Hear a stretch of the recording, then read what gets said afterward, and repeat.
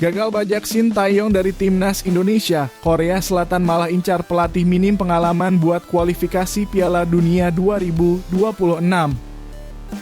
Timnas Indonesia tak diundang 2 turnamen negara ASEAN di Oktober 2024. Mohon subscribe channel ini dulu supaya tidak ketinggalan berita terbaru Timnas Indonesia. Gagal bajak Shin Tae-yong dari Timnas Indonesia, Korea Selatan malah incar pelatih minim pengalaman buat kualifikasi Piala Dunia 2026. Kejutan dilakukan Federasi Sepak Bola Korea Selatan yang pantau 2 pelatih minim pengalaman setelah gagal bajak Shin Tae-yong dari Timnas Indonesia jelang kualifikasi Piala Dunia 2026.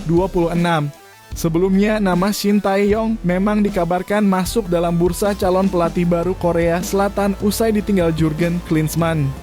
Media Korea Selatan, Best 11 menulis jika Shin Tae-yong adalah nama yang masuk akal buat menukangi Tagup Warriors. Sulit memilih pelatih asing dan pelatih Korea Selatan di K-League untuk tangani timnas. Pilihan yang paling masuk akal adalah pelatih Shin Tae-yong, tulis laman tersebut. Sayangnya, rumor bergabungnya Shin Tae-yong ke Korea Selatan langsung buyar setelah PSSI resmi memperpanjang kontrak sang pelatih hingga 2027. Kini setelah gagal mendapatkan Shin Tae-yong, kabarnya Federasi Sepak Bola Korea Selatan sedang mengincar 2 nama pelatih lain.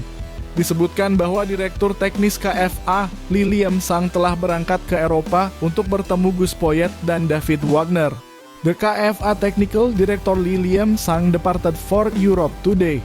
He plans to meet with Gus Poyet and David Wagner, candidates for the South Korea national team manager position.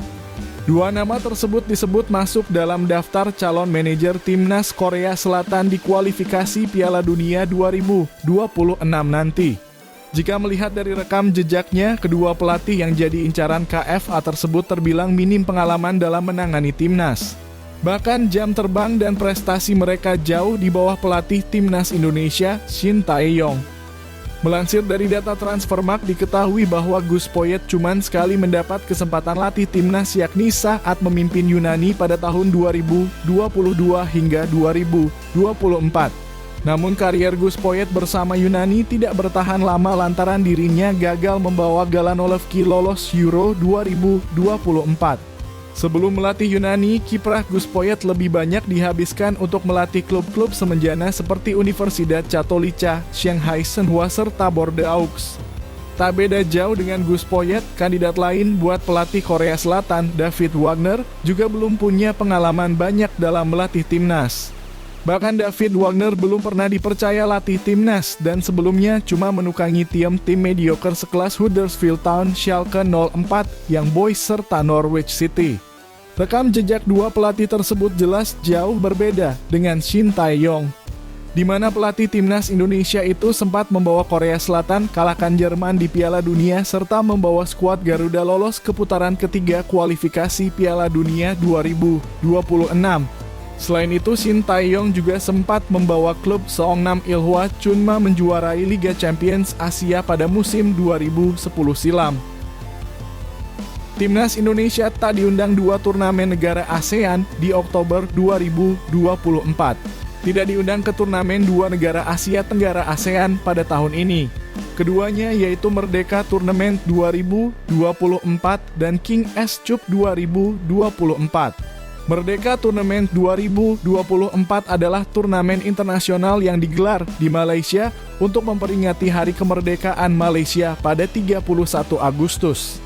Merdeka Tournament 2024 bakal berlangsung pada 2 sampai 10 September 2024. Selain Malaysia, negara lain yang diundang yaitu Tajikistan, Lebanon, dan Filipina. Merdeka Tournament terakhir digelar pada tahun lalu. Ketika itu Tajikistan yang menjadi juara setelah mengalahkan Malaysia 2-0 di babak final. Timnas Indonesia pernah beberapa kali berpartisipasi di Merdeka Tournament. Skuad Garuda juga menjadi juara 3 kali pada 1961, 1962, dan 1969. King S Cup 2024 bakal bergulir pada Oktober 2024. Selain Thailand, negara lain yang turut serta adalah Tajikistan, Suriah, dan Filipina. Timnas Indonesia juga pernah beberapa kali berkiprah di King S Cup.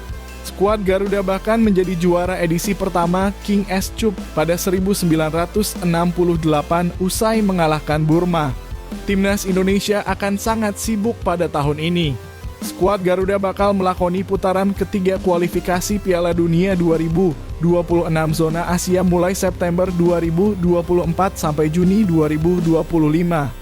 Kita doakan semoga Timnas Indonesia bisa lancar melakoni pertandingan kualifikasi Piala Dunia dan bisa lolos di Piala Dunia 2026.